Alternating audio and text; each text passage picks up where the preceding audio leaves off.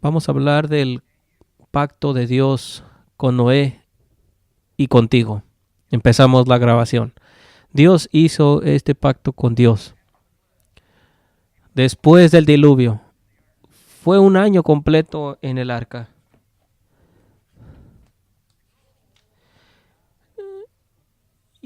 Y el propósito o la meta de los enemigos de Dios antes del diluvio fue destruir lo que Dios había prometido a Eva. Destruir esa semilla que aplastaría la cabeza de Satanás. Hablamos de esta violencia y los hombres gigantes en aquellos días.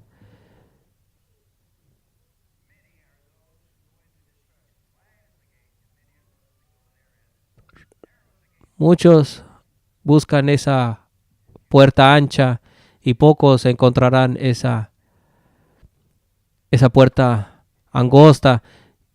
Y aquí pongo el ejemplo de Noé. Un hombre en contra del mundo. Un hombre encontró gracia ante los ojos de Dios y todos los demás destruidos en el diluvio. Y es todavía la misma meta. Están trabajando día y noche. Satanás tiene al mundo excepto a Noé. Piensen en esto. Un hombre. Y Dios salvó a un remanente. Y remanente significa esparcidos. Siempre piensen en esto, los que quedan. Y los demás fueron tomados. Fueron destruidos. En Salmos 37 dice, porque los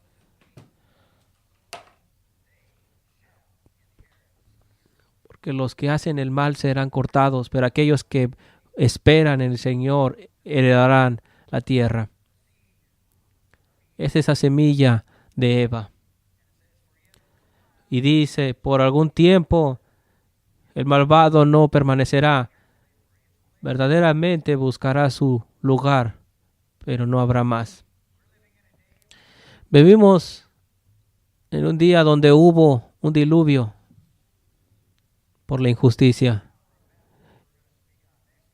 Y la Torre de Babel de hoy en día, que vamos a hablar en un par de semanas, es un esfuerzo por destruir el remanente de Dios, pero no tendrán éxito.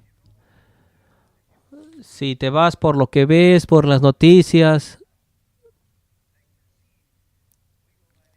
vamos por las cosas, recuerden, nos dirigimos por las cosas que son prometidas, las invisibles, las eternas por siempre.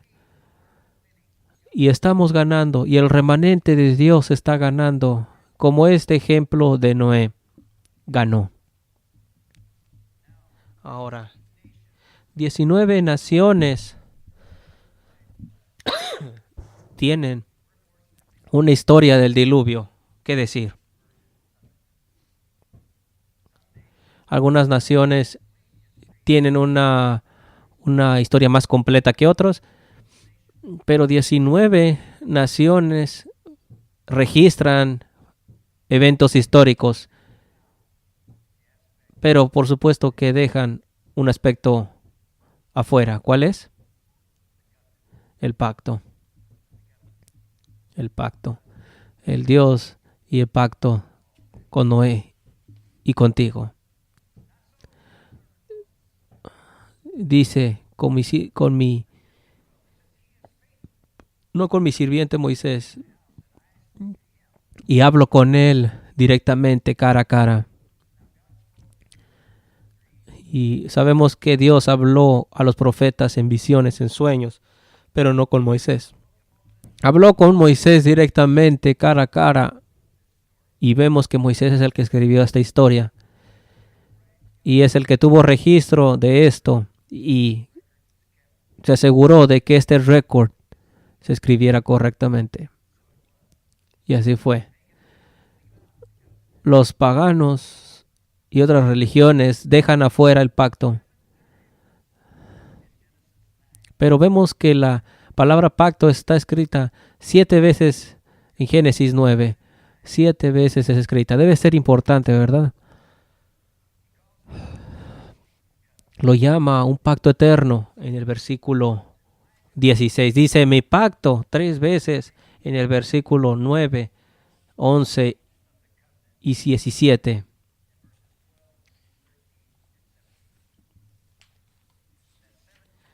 Esas 7 veces.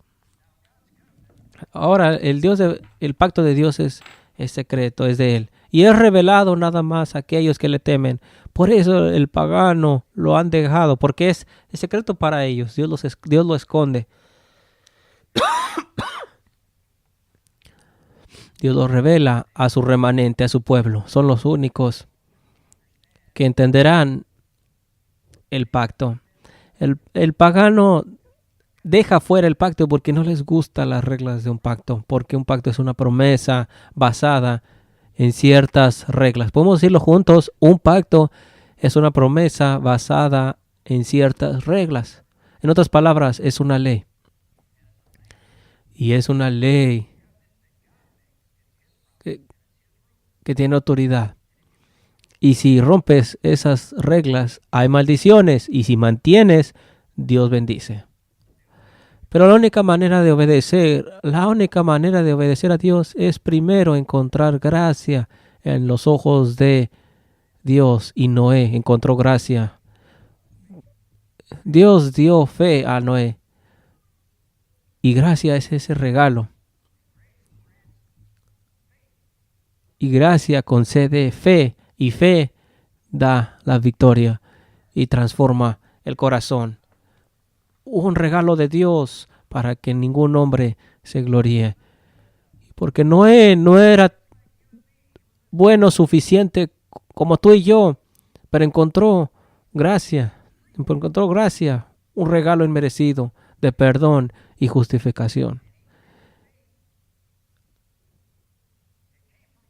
Vino de Dios, no vino de ti, no vino de Noé, no vino de tu parte.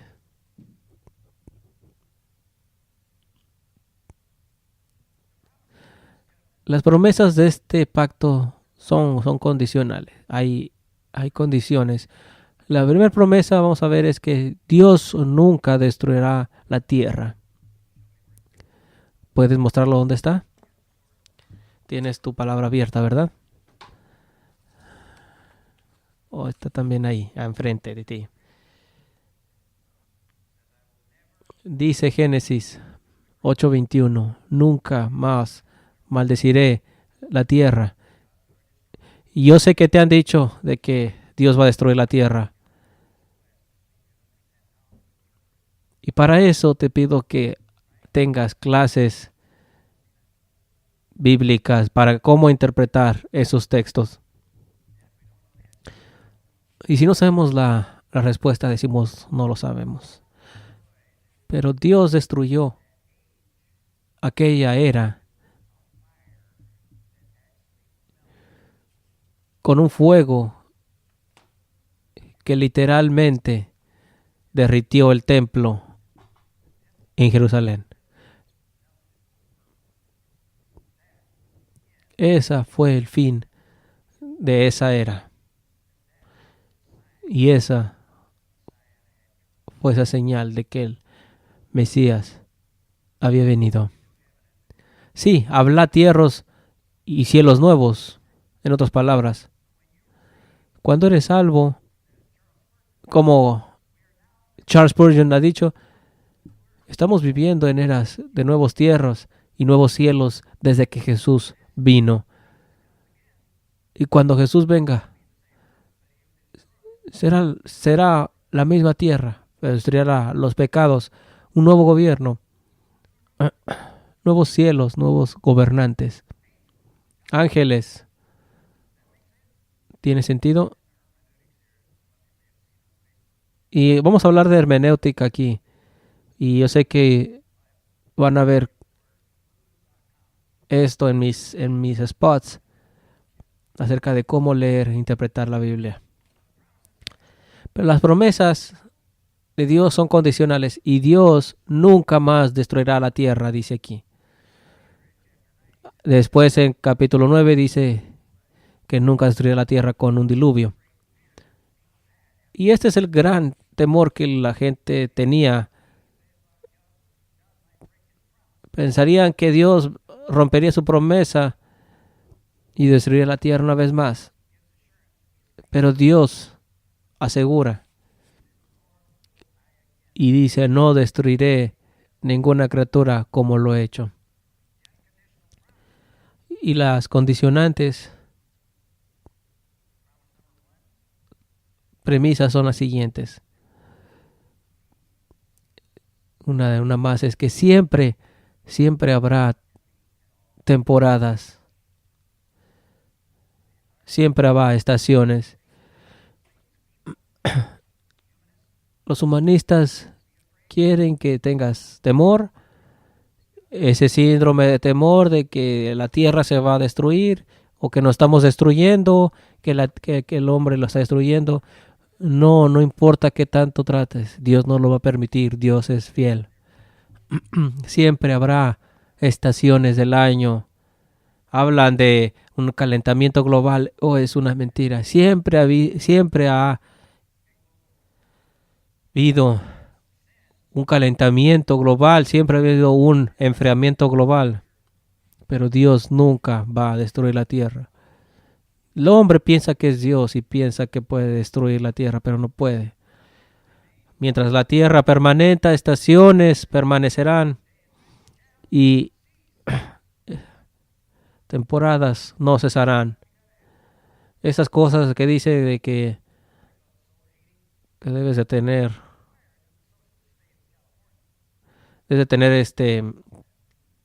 receptores solares. Y esto era requerido en el estado de California hace un tiempo y los forzaban de poner calentadores solares en sus casas. ¿Sabes lo que cuesta una taza de café en San Francisco, California? Quien vaya para allá, $17 por una taza de café en San Francisco. Y eso es lo que hace el socialismo. Son los mismos enemigos de Noé. Los mismos programas humanistas, socialistas. Y claro que no ayudan al pobre. ¿Cómo una taza de café $17? ¿Cómo puede ayudar esto al pobre en el estado socialista de California? Otra promesa, que todos los animales pueden ser comidos. ¿Lo puedes ver? Dice en Génesis 9:2. Toda cosa que se mueva será comida para ti. Te he dado todas las cosas, inclusive las legumbres. Podría ser más saludable ser vegetariano, tal vez no, pero no hagas una religión de eso. Si es más saludable, es cosa tuya. Para algunas cosas tienen que comer nada más vegetales por razones saludables, pero no hagamos una religión, no forcemos esto a otros. Otra promesa es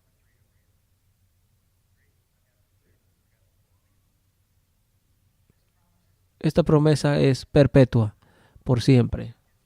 Es eterna. Lo dice en el versículo 9. He establecido mi pacto contigo y en tus descendientes, como nosotros. ¿No es así? Y en el versículo 12, con toda carne, generaciones perpetuas, dice. Todavía está, en efecto. Algunos dirían, bueno, es muy antiguo. Bueno, tal vez sí, pero todavía está en efecto porque Dios es eterno y es fiel. ¿Y qué es un pacto? Recordemos, una promesa basada en ciertas reglas. Un pacto es una promesa basada en ciertas reglas. Y esa ley no es hecha con Israel, es una ley con todas las naciones. Dios tuvo una ley con su gente Israel, donde no tenían que comer ciertas cosas. Pero ¿qué pasa con esa ley cuando Jesús vino? Pedro tuvo una visión después de Jesucristo. Y ve esta manta con todos, con los animales no limpios. Y Dios dice, mata y come. Oh, nunca he comido animales no limpios. Y dice, no llames sucio a lo que yo he hecho limpio.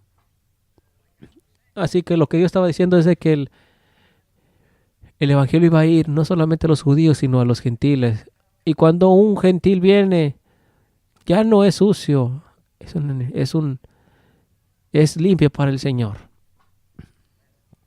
Es la gran diferencia. Este pacto es hecho para gentiles, todas las naciones, toda carne, todo el mundo. Y aquí involucra a ti y a mí.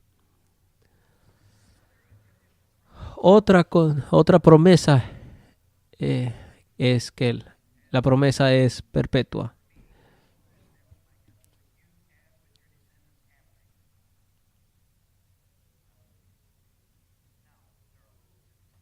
Hay reglas en este pacto.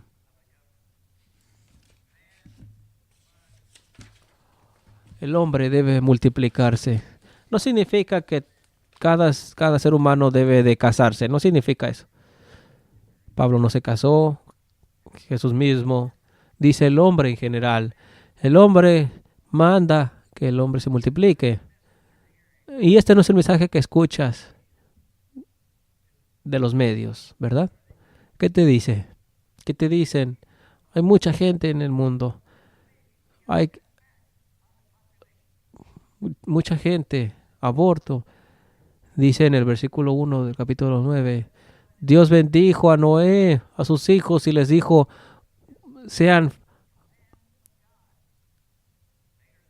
multiplíquense y llenen la tierra.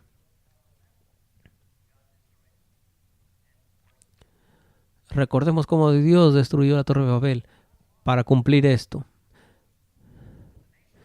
Pero las naciones hoy en día enseñan lo opuesto a la ley de Dios. Dios dice multiplíquense y el mundo dice, está muy sobrepoblado el mundo.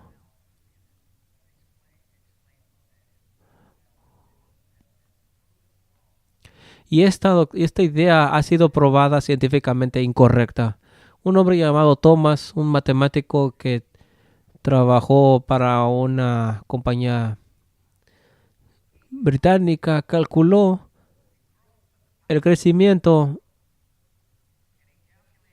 de la población del mundo y cuánta comida y agua habría, y concluyó y probó matemáticamente que en 100 años, para los 1900, no habría comida para alimentar al mundo, porque había mucha gente y no suficiente tierra. Bueno, para los 1900 se comprobó que estuvo incorrecto. ¿Qué se le olvidó? Se le olvidó la promesa de Dios, porque Dios proveerá de todas nuestras necesidades, porque Dios amó al mundo que planeó salvado. Así que su conclusión es de que debemos de cortar la población.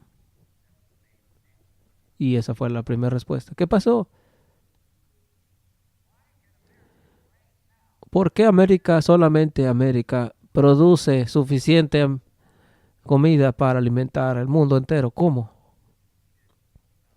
No supo de fertilizantes,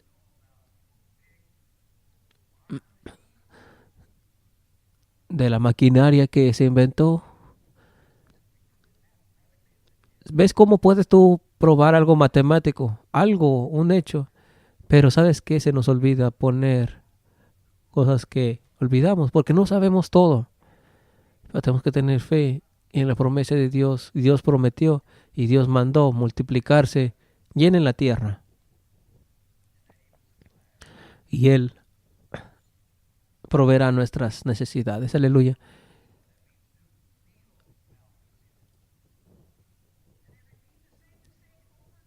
y se repite el mismo error una y otra vez y se comprueba que está incorrecto.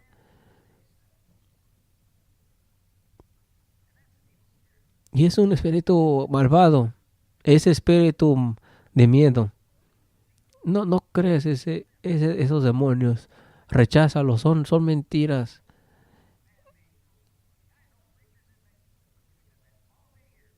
Y yo sé de predicadores mexicanos que lo creen porque es lo que único que escuchan en los medios. Pero hay que entender la Biblia. La Biblia es la palabra de Dios y Dios no puede mentir.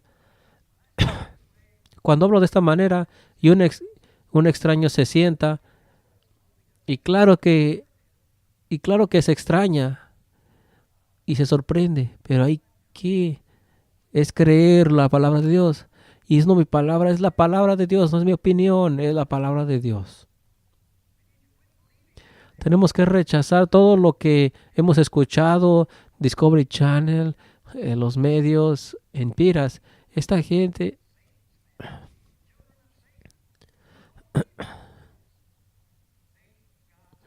piensa, piensa lo que Dios ha escrito y serás libre de todo temor, porque Dios es fiel. Él es fiel.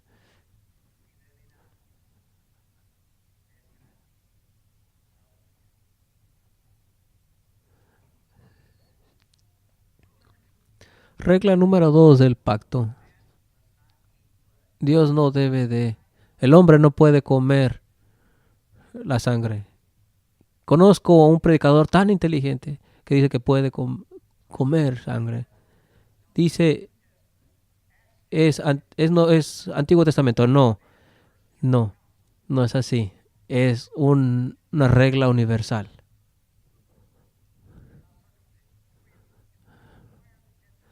Y recuerdan que esa situación donde los judíos eran requeridos de que sean circuncidados y decían sí, y lo estaban demandando.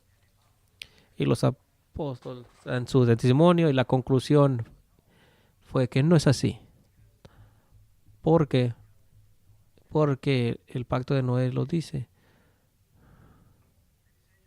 La decisión fue, no tienen que ser circuncidados. Y tomaremos este mensaje. Entonces es una regla cristiana no comer sangre.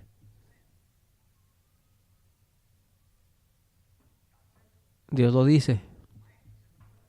Porque vida está en la sangre.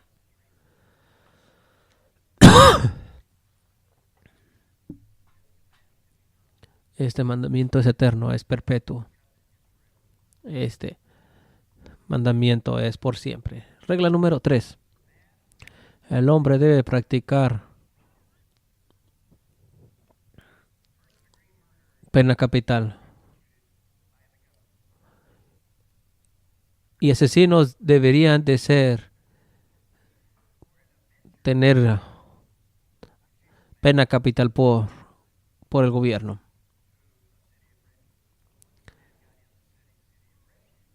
Y recuerden cómo Dios puso todas estas reglas de que estos accidentes donde una persona era muerta, Dios había puesto ciudades de refugio hasta que se comprobara lo contrario. Y nadie lo podía tocar. Y esa era la misericordia de Dios. La ley de Dios está llena de gracia. Y dice en el versículo 6 del capítulo 9, cualquiera que derramare sangre humana, sangre será derramada también. Alguien está en el jurado y dice, no puedo pronunciar, no puedo pronunciar pena capital. Bueno, no eres tú, es la ley. Dice Dios, no contaminarás la tierra donde vives por sangre.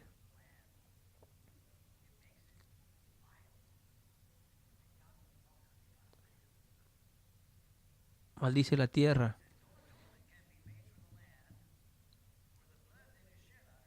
Y no sacrificio puede ser hecho por la tierra,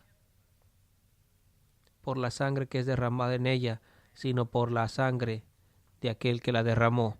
Números 35, 33. Entonces trae maldición, derramamiento de sangre, trae rebelión, todo lo que... ¿Sabes que el homosexualismo es un juicio de Dios? Lo que tengamos la opción de que tengas el sexo que quieras, es un acto de juicio de parte de Dios. Son maldiciones, plagas, guerras.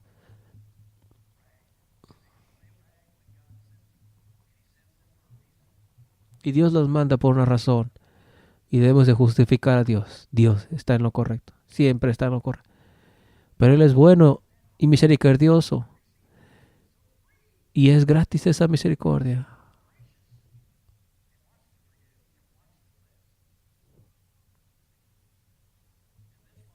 Y esta ley es para toda carne, por todos los tiempos.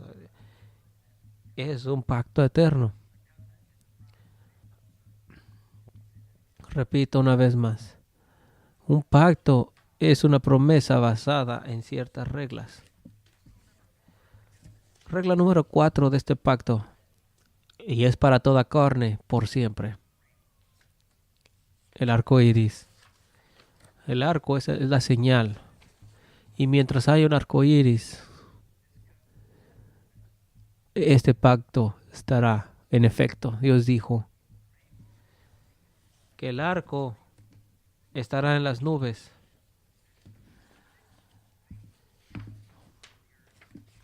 Y verás que antes del diluvio no había esto, porque las aguas se evaporaban. Pero después del diluvio, y hubo también aguas que vino de abajo, y todo esto colapsó. Y la razón por la que la gente vivía mucho, tal vez era por esto, por una presión atmosférica. Y tal vez es porque también los dinosaurios desaparecieron.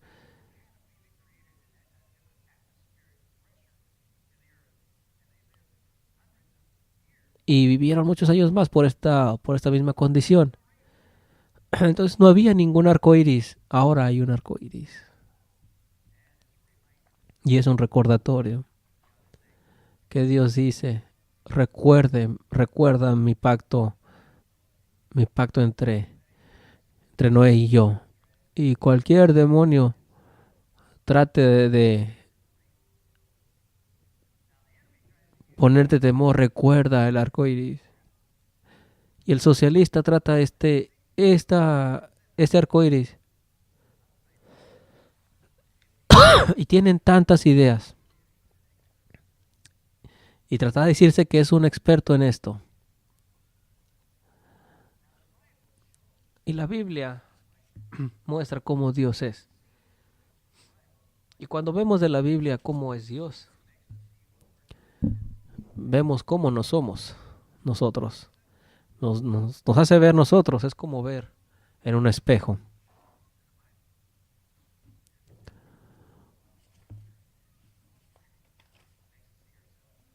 Y vemos una comparación. ¿Recuerdan a Isaías que ve al Señor en el templo? Dice: ay de mí, hombre de labios impuros. Y se ve a sí mismo y dice: ay de mí. Y esa es la manera en que la Biblia trabaja. Y por eso la gente no la quiere leer.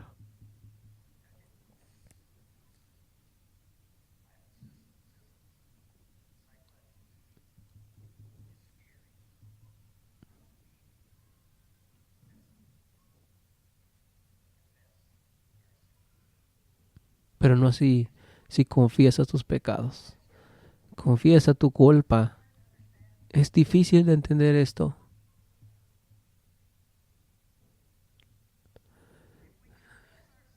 Si confesamos nuestros pecados, Él ¿qué hará?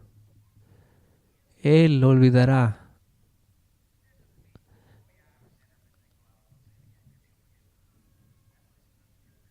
Y aquella persona que diga, bueno, continúo pecando al cabo que Dios me perdona, esa persona no ha visto nada. Amén.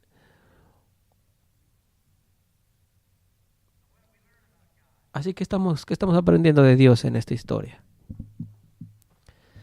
Número 1, aprendemos de que Él odia el pecado. Vemos cómo destruyó todo, excepto lo que estaba dentro del arca. Vamos a decirlo juntos, Dios odia el pecado. Si me escuchas en el pecado, no.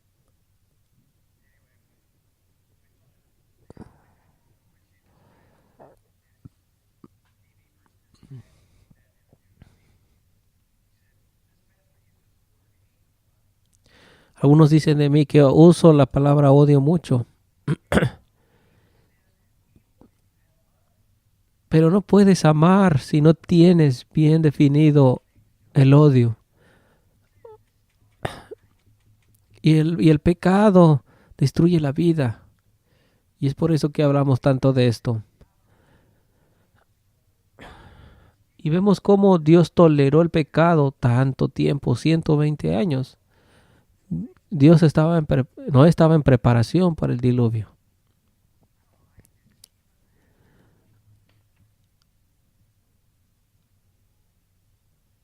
Número 3, entendemos de que Dios está en lo justo. Que está en lo justo. Cuando destruye a los pecadores, Dios está en su derecho. El derecho capital, recuerdan aquel evento, no recuerdo, en los 80s. Pero bueno, de cualquier manera, recuerdo a esta asesina de que se pronuncia cristiana.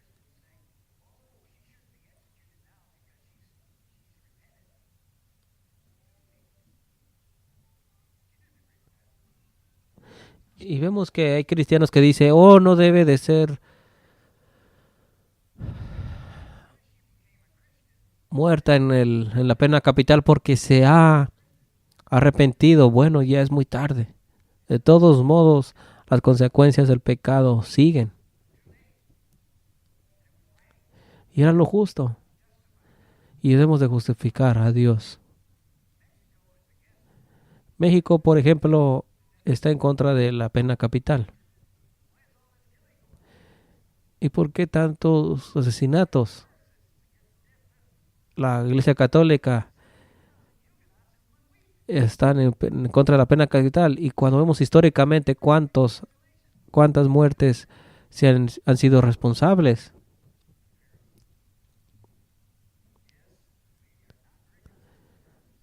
A veces no somos consistentes, ¿verdad? Número 4, entendamos de que Dios siempre extiende su gracia al remanente Noah. Lo vemos una y otra vez en la historia. Siempre hay un remanente. Cuando Dios destruyó Jerusalén, destruyó la mayoría y dejó a un remanente. Lo vemos de la historia. También vemos que la salvación y juicio siempre vienen juntos. Mientras Dios está juzgando y destruyendo a los pecadores, a través de eso está salvando a su remanente. Dios mató a su hijo para salvar. Y es la manera en que funciona. Un juicio que es amor al mismo tiempo. Número 6 es de que hay un gran número de creyentes. No es la medida de saber si Dios está contigo o no. Porque vemos que Noé fue una familia y nada más. Uno de nuestros hijos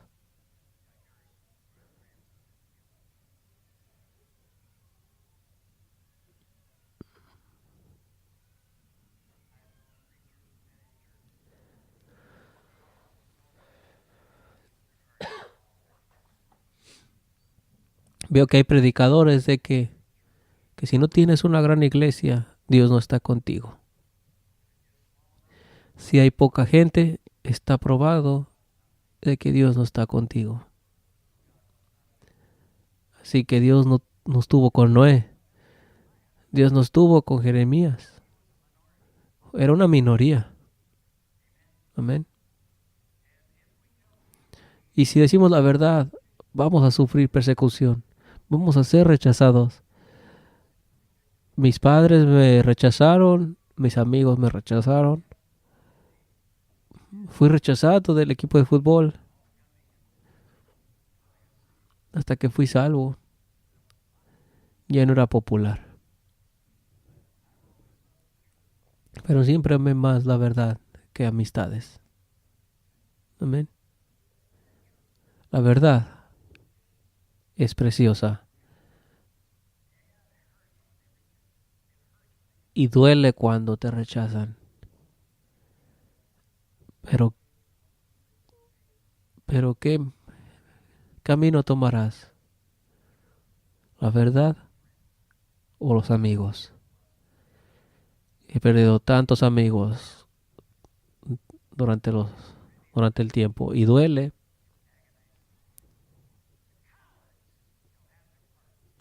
Pero dice la Biblia que los cobardes tendrán su parte en el lago de fuego. En Apocalipsis son los primeros en tomar parte en la condenación. Dice Jesús, si te avergonzares de mí, mi palabra en esta generación, también me avergonzaré de ti delante de mi Padre. ¿Te avergüenza hablar de Dios delante de otras? Eres un cobarde. Pero no me comprarán si eres un vendedor, dirías. Ama a tu prójimo como a ti mismo. Y Dios dice que el amar es también compartirle.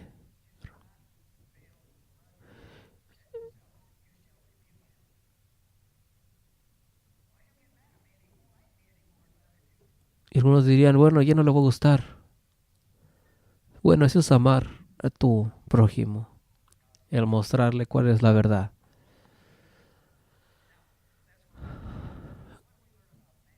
Ahora, ¿qué aprendemos del hombre? Muy, muy simple aprender del hombre. Aprendemos de que la maldad del hombre es grande en la tierra y que los pensamientos de su corazón son el mal continuamente.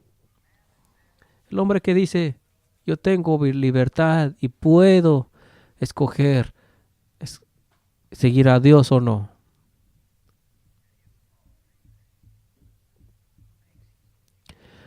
Él piensa que está bien en su corazón. No piensa que tiene una condición caída. Cree que puede ser bueno o malo. Y es llamada justicia propia.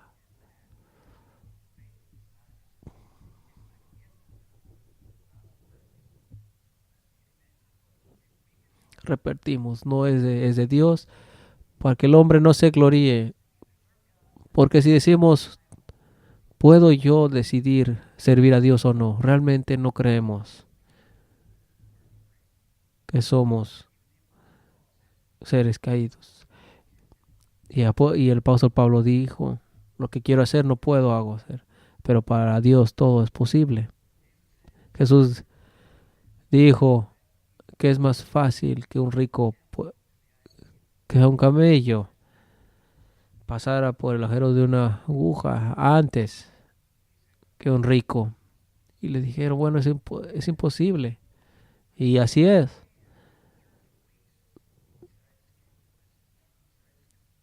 Hay gente que dice, hey, no puedo renunciar a mi pecado. Y así es. No puedes.